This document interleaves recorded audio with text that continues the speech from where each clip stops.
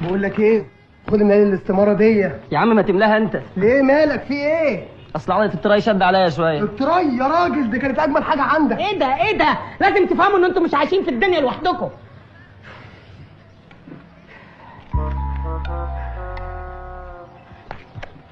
الحمد لله لسه في خير في الدنيا. السلام عليكم. ايه يا عم القلاطه دي بيقولوا السلام عليكم، ولا انت الصوت مش واصل لكم تحت؟ مرحبا بكم أصدقاء في قناتكم أوجو 69. اليوم جيناكم فيديو جديد والمضمون ديالو كيدوي على المنتخب المغربي الأقل من 17 سنة وشنو دار في كأس العالم ديال قطر. كما راكم عارفين المجموعة اللي كنا طحنا فيها اللي كتضم كل من البرتغال والجابون ونيو كاليدونيا. الماتش الاول اللي كان بيننا وبين الجابون صراحه اللي خرج ب2-0، وتبعناه لواحد الماتش ديال البرتغال اللي خرج بنتيجه كارثيه اللي هي 7-0. هنا صافي كلنا فقدنا الامال وقلنا صافي غنتقصاو وداك الشيء. من بعد جا الامل في المباراه ديال نيو كاليدونيا اللي ضربناها ب 16-0. 16-0 اللي حتى واحد عمرو سمعها في كره القدم ولا سمعها مباراة في كأس العالم خصوصا الناشئين. غنخليكم مع بعض الرياكسيون ديال شنو قالت الصحافة وشنو قالوا الجمهور العربي كله وشنو قالوا الناس اللي هوك كالعادة على هذه المباراة وعلى التأهل ديال المنتخب المغربي كأحسن ثالثة. يا ساتر، اليوم المغرب تفوز 16 في كأس العالم للشباب على المنتخب هذا. ما أعرف مين هو المنتخب هذا، بس المشكلة مو في ال 16 اللي أبدا ما كانت نتيجة كرة قدم. المشكلة عزيزي المشاهد في الإحصائيات. المنتخب المغربي شات المنتخب هذا 81 تسديدة، لا إله إلا الله. والمنتخب ذا شات 3 تسديدات تحسها بالغلط. ألف ألف مبروك للمنتخب المغربي، وفالكم بطولة كأس العالم للشباب بعد ما جابوا للناشئين دحين شباب. يا جماعة شو يا جماعة حدا يوقف المغرب يا جماعة. 11-0 بالدقيقة 58 بكأس العالم تحت 17. كأس عالم 11-0 المغرب فايز 11. كأس عالم فيفا المغرب عم يلعب باسكت 11 بالدقيقة 59. شو أهل المغرب يا أخي؟ برجالهم شبابهم أولادهم أطفالهم ختموا أم الكرة يا رجل. 11 في 11 الفيستيفال يا سادة يا كرام. منتخب المغرب تحت 17 سنة فاز على منتخب كاليدونيا الجديدة نيو كاليدونيا يعني 16-0 بمباراة كرة قدم، مش كرة يد، مش كرة طائرة، مش كرة سلة، مباراة كرة قدم 16-0 كأس عالم تحت 17 سنة المقام في قطر. المنتخب المغربي بهذا الفوز خلى عنده فرق الأهداف 8+،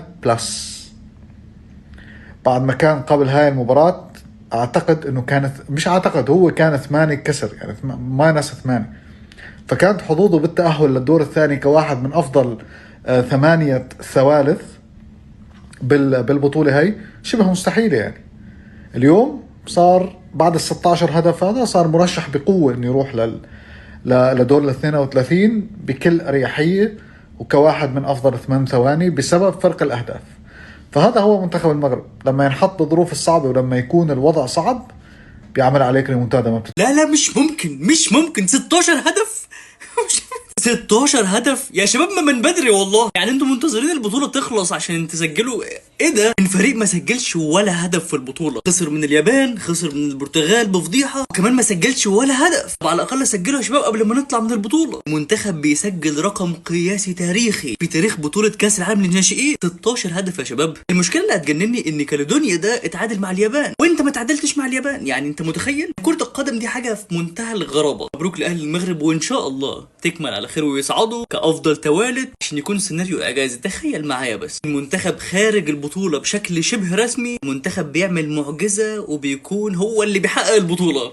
فقط تخيل. انا مش بتكلم من عبث يا عزيزي والله. قلنا المنتخب ده عليه امال كبيره، عشان كده حزننا عليه وقت ما خسر من البرتغال بالفضيحه دي. رساله اعتذار لافضل مدرب في التاريخ. معلش كنا قاسيين عليك والله لمصلحه المنتخب، يعني ما عندناش اي مصلحه معاك. نعتذر عن النتيجه. انت عملت ايه في اللاعبين او اللعيبه نفسها؟ هي ازاي بقت كده ما شاء الله؟ بعدين عايزين نقف للحظه، يعني بقى لحظه بسيطه. هو ازاي هدفين في نفس الوقت؟ ازاي يعني انتوا بتلعبوا جول مشترك يا شباب ولا انا مش فاهم؟ ممكن يا شباب ما خيبتوش ظني، ولكن حسابات التأهل ملهاش علاقة بالنتيجة التاريخية دي لو كرة القدم ما انصفتناش شوية. بمعنى حسابات التأهل بعد النتيجة التاريخية دي اكيد مش هتكون معقدة بإذن الله، وبنسبة كبيرة بنسبة 90% مثلا متأهلين، ولكن انت عارف وانا عارف سيناريوهات كرة القدم. خلينا بس ندعي وان شاء الله تكملة للنتيجة دي ان الفريق ده يوصل لبعيد في البطولة، حتى ولو قدمش اللي احنا منتظرينه منه اللي هو على الاقل نصف نهائي. اقسم بالله الى لو ماروك اغرب دوله واقيله في العالم، ما بين 200 الف مليار دوله. لو ماروك هو اول امجنان دوله. علاش؟ دابا انا فقت اليوم معطل مع اليمابيه، تنفيق تلقى المغرب اللي كان يلا مغروب 3 الماتشات هادي غالب ب 16-0. 16-0 المغرب غالب ب 16-0. ما فهمتش. المغرب اقل من 17 سنه والله ما عرفت شكون هادو رابحين ب 16.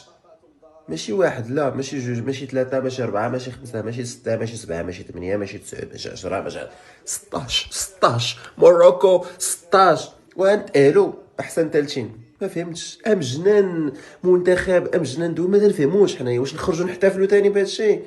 نخرجوا نحتفلوا عينا بالاحتفال بركة.